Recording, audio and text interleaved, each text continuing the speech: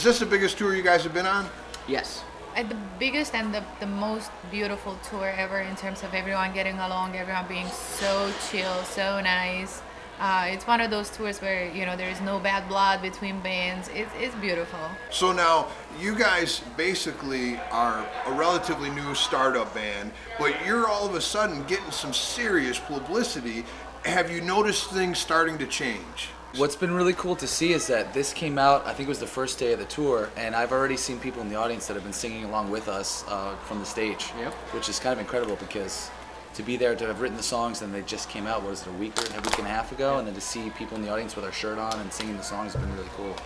Now, I want to warn you guys as you continue this upward rocket ship that you guys are on, because you guys are going to be huge and I can see exciting things coming for you. Thank You're you. going to have like freaky, creepy stalkers.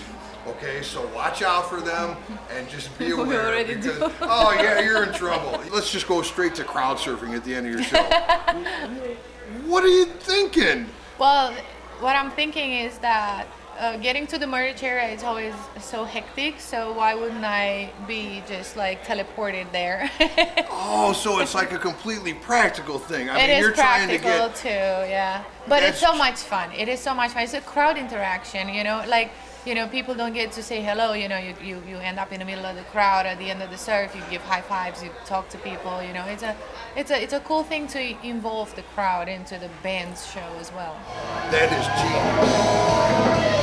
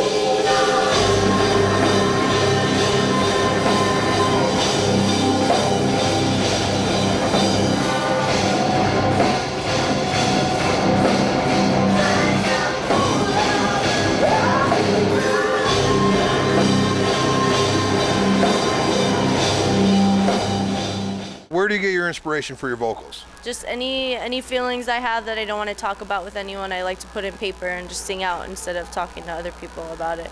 Have you had any fans come up to you after a show and tell you that because of that, your music has affected them? Yeah, we have this one song called Come Home, which really helps people that have like divorced parents and or just, you know, separation with their boyfriend or girlfriend or whatever. It helps them out, and it's really cool because it helps little girls and it helps like grown men, and it's weird to see how many different type of people I can affect with my lyrics and help them get through. Who is your inspiration for drums? Actually, like the main reason I started playing drums is because of Travis Barker and Blink-182. I just thought it was so cool, and I just wanted to play like him. I was like 15 or 16. And I would just go in, my dad's a music minister at a Baptist church. He would let me go and play in the sanctuary on the drum set for hours and hours and just jam whatever I wanted. And that's how I started. Yeah. Wow, so you got your start in rock and roll in a Baptist church. That is kind of a cool story. You guys are out on tour now. What's kind of next? What do you hope to have happen? Like in your wildest dreams, what's going to happen next? I guess for us, just keep touring. We're pretty modest. We don't want like, I mean, everyone wants to get rich and famous, but for us, we are more realistic and we just want to stay on the road and meet more people and keep doing what we're doing right now.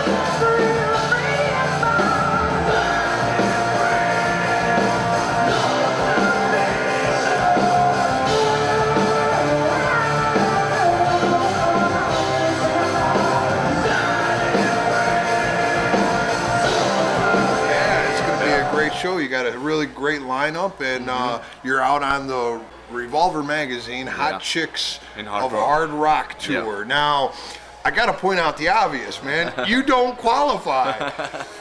I'm more of the ugliest chick. The ugliest chick. But you're in touch with your feminine side, right? Yeah. So, No, it's actually a tour that it's a feature that Revolver does every year, and we actually been on the very first issue a few years ago with Christina being the first female on the cover of Revolver magazine. So they use this thing of the Hot Chicks as an excuse to present different kind of bands with females in the lineup. And it's okay, and it's a funny title. You know, some people take it serious. They say, "Oh, that's offensive." But for me, it's just a joke. You know, it's just right. something funny to call to have a different excuse to talk about different kind of metal bands, rock and metal bands. So it's okay. The tour is doing great, and all the bands are getting along pretty well. And there are a lot of girls at the tour, which never hurts. Yeah, right, man. That's always a good thing. So now you're in Joliet tonight. What's your favorite spot to tour? To be honest, all over, but this time of the season, nowhere, because it's too cold. It's too cold everywhere. We've been, it's been freezing cold, like Boston or yesterday was super cold as well in Pennsylvania. Everywhere it's super cold. So hopefully now we're going south, so we're going Louisiana, Texas. So hopefully it's going to be nice, a little better. warmer. Yeah, get up to maybe 40, 50 degrees. You know. So you guys got a new album coming out April 1st. Yes. Tell me about it. It's called Broken Crown Halo, will be out April 1st here in North America, and it's an album with 11 new songs, all quite different one to each other, so there are a lot of different vibes in the record. We recorded in Italy, Milan, in our hometown with producer Jay Baumgarten from LA, and it's something new for the band, something fresh. Hopefully people is gonna like it.